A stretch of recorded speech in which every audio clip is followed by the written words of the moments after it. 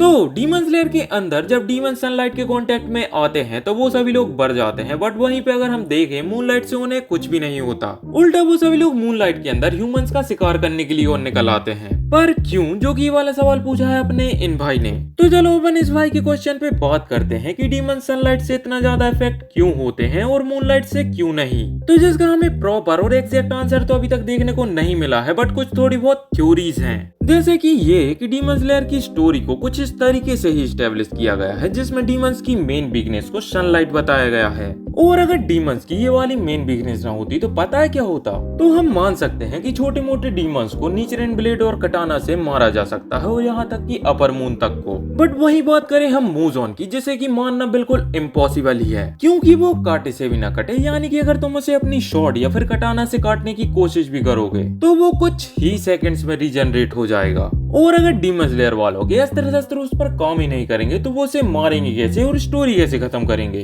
तो फिर तुम ये मान सकते हो कि डीमन स्लेयर के अंदर मूजॉन के लिए ही सिर्फ सनलाइट को मेन वीकनेस बनाया गया था ताकि क्रिएटर उसे लास्ट में मार सकें। बट सभी डीमंस को उसने बनाया था जो कि उससे ब्लड रिलेटेड उसके रिश्तेदार थे। तो ऐसे में सनलाइट का असर उन पर भी लागू तो होना ही था, जो कि एक हिसाब से सच वैसे हो सकता है। और अगर हम बात करें मूनलाइट की, जो कि टेक्निकली रिफ्लेक्ट करती है सनलाइट को, और ये सभी डीमंस को उतना ज्यादा वीक और डैमेजिंग इफेक्ट देते ही नहीं है, क्योंकि मूनलाइट के अंदर इतनी ज्यादा कंसंट्रेटेड एनर्जी होती ही नहीं है जो कि एक डीमन को डैमेज या फिर हार्म करे, जैसे कि सनलाइट जो कि उन्हें हार्म नहीं, डैमेज नहीं, सीधा उन्हें मार देती है। तो चलो अब मेन बात कर लेते हैं, जिससे कि तुम्हें उस भाई के क्वेश्चन का एक परफेक्ट आंसर मिल जाएगा। तो सनलाइट के अंदर बहुत सारी प्रॉपर्टीज होती हैं, बट उनमें से हम सिर्फ मेन के बारे में ही बात करेंगे, जैसे कि विजुअल लाइट, जिससे कि हम सभी लोग कलर्स को देख सकते हैं, और इंफ्रारेड रेडिएशन जो कि हमें ऊष्मा के रूप में देखने को मिलती है। और अब मेन और इम्पोर्टेंट यूवी रेज, यानी कि अल्ट्रावायलेट रेडिएशन, जिसके अंदर इंडिविजुअल रेज के साथ शॉर्टर वेवलेंथ भी होती है, जिससे कि कुछ ह्यूमंस को सनबर्न और कंट्रीब्यूटेड स्किन कैंसर भी हो जाता है।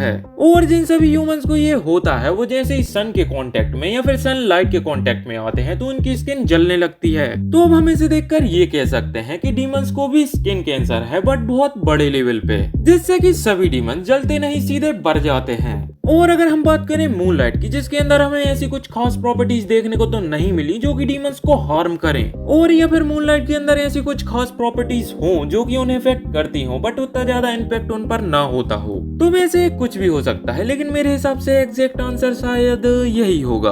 और अगर मूनलाइट भी डीमंस की वीकनेस होती और इससे भी अगर वो बनने लगती तो डीमन स्लेयर की स्टोरी कैसे चलती, जिससे कि स्टोरी और भी ज्यादा खराब या फिर मैं कहूँ बर्बाद हो जाती, जिसमें कि हमें बहुत ही ज्यादा वीक डीमन देखने को मिलते, और फिर तुम्हें इसे देखने में मजा कैसे आता। तो इस पर तुम सभी लोगों का क्या कहना है, तुम में से अपना ओपिनियन भी दे सकते हो। तो फिर यही थी वीडियो, अगर अच्छी या फिर ठीक ठाक लगी हो तो लाइक के साथ सब्सक्राइब भी कर सकते हो अगर मन बने तो फिर टाटा बाय बाय।